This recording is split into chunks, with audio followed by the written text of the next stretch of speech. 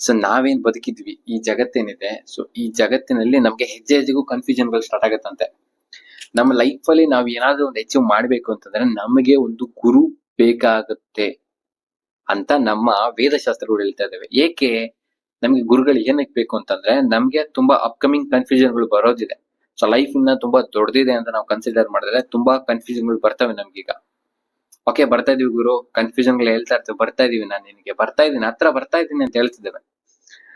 So ಗುರು ಇದ್ರೆ ಏನಾಗುತ್ತೆ ಅಂತಂದ್ರೆ ನಮ್ಮ ಬದುಕಲ್ಲಿ ಬರ್ಲಿಕ್ಕಿರೋ ತುಂಬಾ ಗೊಂದಲಗಳಿಗೆ ಅವ್ರು ಮೊದಲೇನೆ ಉತ್ತರ ಕೊಟ್ಬಿಡ್ತಾರೆ. ಕಾಡಲ್ಲಿ ಒಂದು ಕಿಡಿ ಬಿದ್ದಿರುತ್ತೆ ಆಯ್ತಾ, ಅದ್ ಹೆಂಗೋ ಹೊತ್ಕೊಂಡು ದೊಡ್ಡ ಕಾಡ್ಗೀಚಾಗ್ಬಿಡುತ್ತೆ. ಸೊ ಅದೇ ರೀತಿ ನಮ್ ಜೀವನದಲ್ಲಿ ಗೊಂದಲಗಳು ಕೂಡ ನಮ್ಗೆ ಬೇಡ ಬೇಡ ಅಂದ್ರೂ ಬಂದ್ ನಮ್ಗೆ ತುಂಬಿಕೊಳ್ತಾ ಇರತ್ತೆ. ಸೊ ದೊಡ್ಡ ಕಾಡ್ಗಿಚ್ಚು ನಮ್ಮ ಒಳಗಡೆ ಹೊತ್ತಿರುತ್ತೆ.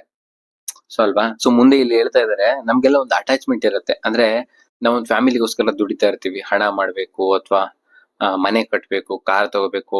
ಏನಕ್ಕಂದ್ರೆ ನಮ್ ಫ್ಯಾಮಿಲಿಗೋಸ್ಕರ, ಅಂದ್ರೆ ನಮ್ ಫ್ಯಾಮಿಲಿ ಚೆನ್ನಾಗಿ ನೋಡ್ಕೋಬೇಕು ಅಂತ ಅನ್ಕೊಂತೀವಿ. ಅಥವಾ ನಾವ್ ಸಾಯೋ ಟೈಮ್ ನಲ್ಲಿ ಫ್ಯಾಮಿಲಿ ನಮ್ಮನ್ನ ಚೆನ್ನಾಗಿ ನೋಡ್ಕೊಳತ್ತೆ ಅಂತ ಒಂದು ನಾವ್ ಅನ್ಕೊಂತಿರ್ತೀವಿ.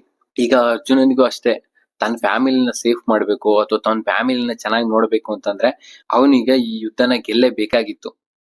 ಓಕೆನಾ? ಆದ್ರೆ ಅಲ್ಲಿ ಅವನಿಗೆ ಕನ್ಫ್ಯೂಷನ್ ಆಯ್ತು ಯುದ್ಧ ಭೂಮಿಯಲ್ಲಿ. ಬೇಡ ಬೇಡ, ಈ ತರ ಗೆಲುವು ನನಗ್ ಬೇಡ. ಇಲ್ಲಿ ಎದುರುಗಡೆ ಇರೋರು ನನ್ನವರೇ, ಅವ್ರನ್ನ ಕೊಂದು ನಾವ್ ಚೆನ್ನಾಗಿರ್ಬೇಕು ಅನ್ನೋದೇನಿದೆ ಅಂತ ಅವನಿಗೊಂದು ಭಾವನೆ ಬಂದ್ಬಿಡ್ತು.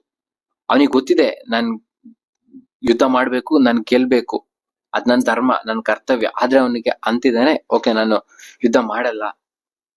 ಓಕೆ, ತಲೆ ಹಾಳಾಯ್ತು ಅವನಿಗೆ, ಅರ್ಜುನನಿಗೆ. ಕೃಷ್ಣ ನನ್ಗೆ ಆಗ್ತಲ್ಲ, ದಯವಿಟ್ಟು ನೀನು ನನಗೆ ಬೋಧನೆ ಮಾಡು. ಅಂದ್ರೆ ನೀನ್ ಅನ್ಕೋಬೇಡ ನಾನ್ ನಿನ್ನ ಫ್ರೆಂಡ್, ಅಂದ್ರೆ ಇಬ್ರು ಫ್ರೆಂಡ್ಸ್ ತರ ಇರ್ತಾರೆ, ಒಳ್ಳೆ ಫ್ರೆಂಡ್ಸ್ ತರ.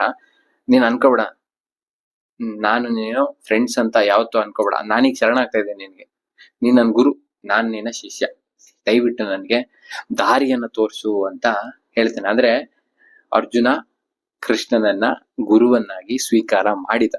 ಸೊ ಅದಾದ್ಮೇಲೆ ಕೃಷ್ಣ ಇವನ ಕನ್ಫ್ಯೂಷನ್ ಕ್ಲಿಯರ್ ಮಾಡೋದಕ್ಕೆ ಹೇಗೆ ಉತ್ತರ ಕೊಟ್ಟ ಅಂಡ್ ಅವನು ಹೇಗೆ ಅವನ ಕನ್ಫ್ಯೂಷನ್ ಗಳನ್ನೆಲ್ಲ ಕ್ಲಿಯರ್ ಮಾಡ್ಕೊಂಡು ಯುದ್ಧ ಮಾಡ್ದ ಅನ್ನೋದೇ ಈ ಭಗವದ್ಗೀತೆಯಲ್ಲಿರುವ ವಿಷಯ.